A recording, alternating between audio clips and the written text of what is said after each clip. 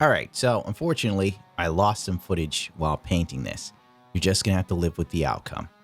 I'd like to take this time to blame the American economy for me losing this footage. This is part of my 1/100 scale hangar bay build, as you already know, and you've probably seen the videos. So I don't even know if I should label this by itself or not, but maybe it'll be a mixture. Why not? I'm using Builder Parts System Base 001 in gray. This is from Bandai Gundam Builders Garbage. Technically, this is for 1/144 scale kits, but at the time of building my base, they don't have 1/100 scale. And the only choice to get a 1/100 scale MS cage, whatever you want to call it, is to buy one of the master grade Unicorn Gundam kits. There's also the Dragon Momo-kun kit for the MS cage, but pretty much that's just a recast of the Unicorn MS cage. And frankly, the cost of the cage itself plus shipping, I may as well pay the extra $20 and get a Unicorn Gundam kit with it. You know what I'm saying? And the quality would be better, frankly. So it's a huge bummer. But on the plus side, Bandai is offering the master grade line MS cage, which was originally with the Unicorn Gundam, as I stated. It'll be sold separately now. I can't find exactly when it's hitting or any more information on it, but don't worry, it's coming this summer, folks. So if you're looking for one, hold out till then. Don't bother with this. I will say that the Builder's Part System Base 001 isn't bad. The build quality is good compared to messing with Chinese stuff. Obviously, it's made from Bandai. And the sizing is actually deceptively decent. This cage can fit most 100 scale model kits. You know, from any of the Gundam Wing line, Gundam F91, Victory Gundam, the smaller sort of kits will sit right in this thing perfectly. You can even use the original Origins Gundam in here. Not bad at all. The only ones that will not fit are the huge Gundams, you know, like anything after 0080. You're just in trouble. You know, you're not going to get new Gundam inside of this thing. It's just too big. Sasabi, forget about it. But a smaller kit, you're good to go. I can honestly say it's not bad. It's not mind-blowing, but it's not bad. If you absolutely need a set piece, this is probably the only game in town until the master grade version comes out, which will fit 1/100 scale kits. Ah, God. And then I'll have to go through this painting process again. And as I stated, I did forget to add the paint video. I don't know what the hell I did with it. Maybe I deleted it. Who knows?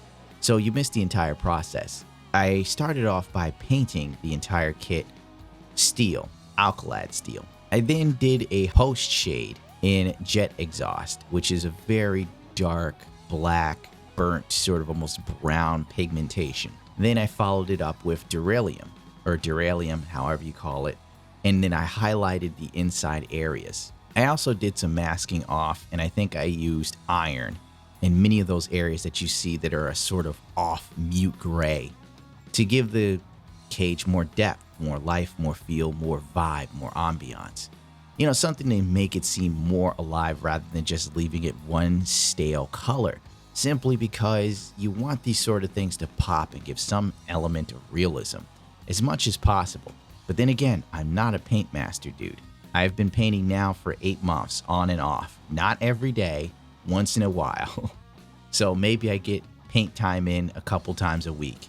Nothing spectacular. So by no means am I an aficionado on this. Just some guy who's found the joy in painting.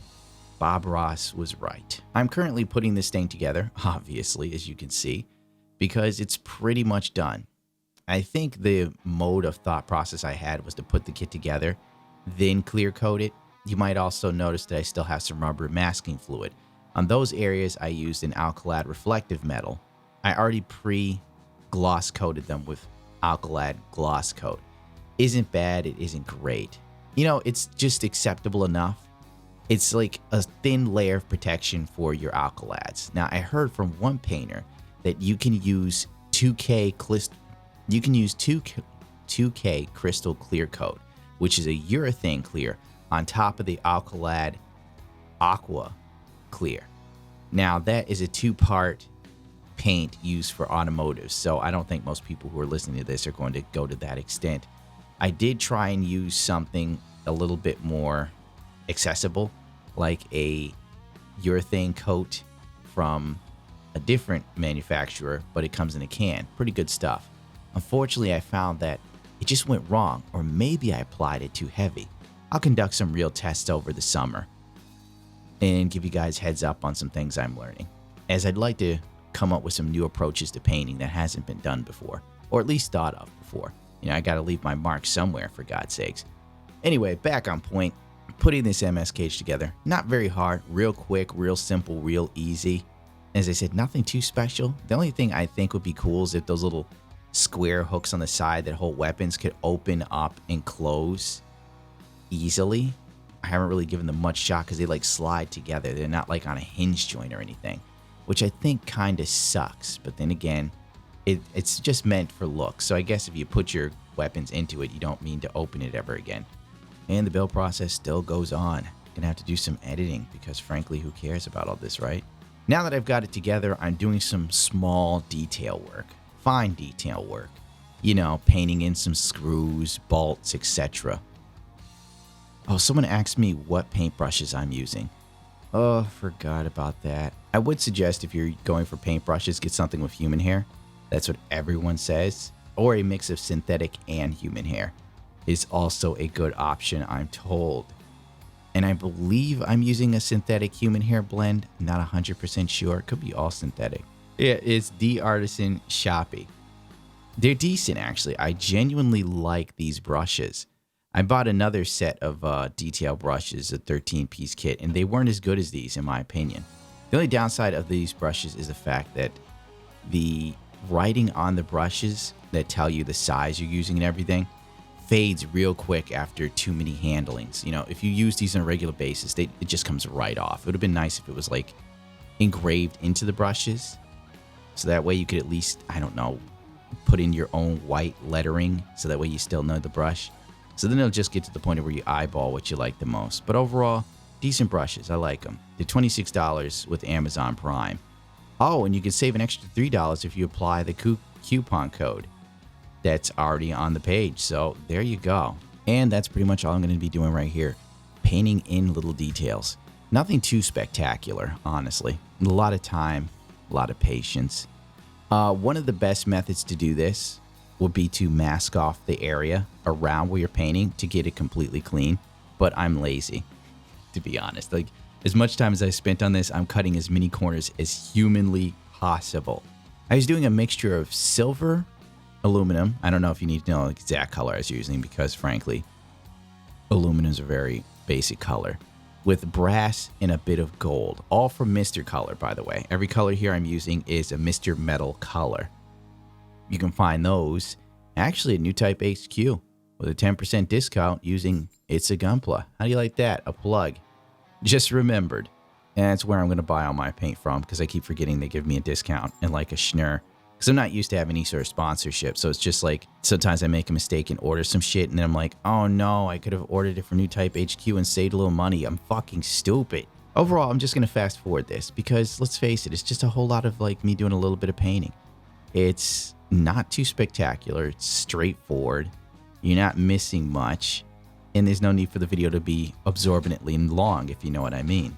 You may as well skip all the way to the end. The best part of the video, in my personal opinion, when I do all my dynamic camera shots, because I invested in a camera slider specifically for this channel and later on my main channel when I do more on camera sort of stuff. But I'm still working out the kinks on how I would transition to some of that and make it cool and interesting without it coming off weird. You know what I'm saying? And now you get a full gist of what the MS cage looks like when properly painted and put into a diorama, if you will, that suits what's going on. And frankly, I gotta say, once it's painted up, it really does come alive. That's when you get a better feel for it. I think I need to add a couple more decals. Also, this MS cage does not come with any decals. So if you have some, have at it. If you don't, check like eBay. There's a couple of sites that offer these little decals for hanger bays. It's like $5. Might be worth it to you if you care enough. If not, screw it. The wait time is ridiculous.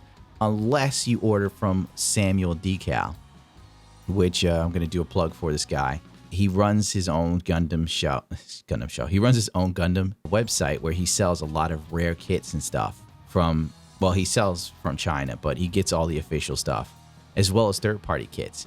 This guy, honest to God, when he ships you stuff, you actually get it in a relatively normal time frame within 1 to 2 weeks. It's phenomenal. Every other Chinese seller has me waiting like a month with the absolute slowest shipping they could find. You pay $50 for shipping, your package comes a month later. With Samuel Decal, you get stuff within 2 weeks. It's fantastic. He also does custom decals. So if there's something you want, he'll do. And since I picked up a third-party GPO2 in 1/172nd scale by Mechanicore, I'm going to have him do some custom decals, the GPO2 for me. I got to contact him about that. I'd really like to do that. But back on point with this, here you go. The snapshots, the glory shots. And frankly, when I see it in this way, never mind the smudged red paint. I don't know what the hell happened there, but I'll fix it later.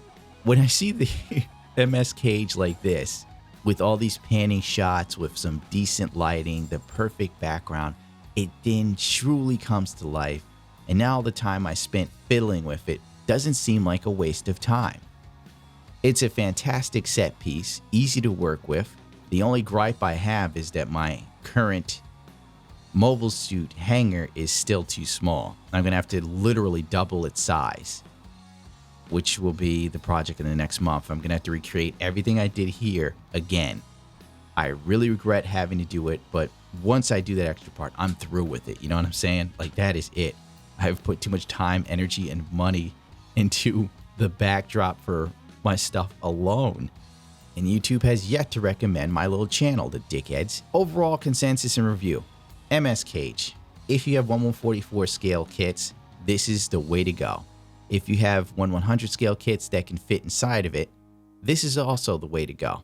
But I do stress waiting till the master grade mobile suit MS Cage comes out this summer. That way you can fit all your big kits in it, including New Gundam or the Unicorn Gundam. Still, it will not fit a Sasabi or the O or anything like that. But you know, those mobile suits are like beasts. And that's going to do it for me, frankly. Thank you for showing up for this.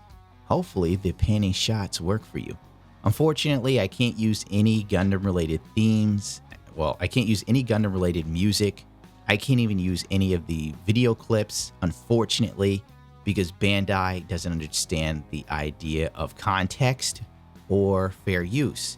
Therefore, I can't really emphasize what's going on here, which is sad. I would try, but Bandai blocks the videos worldwide, which really, really sucks. So, apologies, you'll have to live with my own music. I can't stress that enough for new channels. If you can get your own copyrighted music, do it. With the way YouTube is changing now, man, it's not worth the effort. Never mind the guy who passed out by the walkway. Don't forget to rate, comment, subscribe, because frankly, I need it. The more of you that engage this stuff, the more likely I am to survive on this ever-changing platform that doesn't support any free think or dark humor. Ugh, how sad. You can't even make jokes about your suicide. Look what they're doing to poor Jobby the Hung.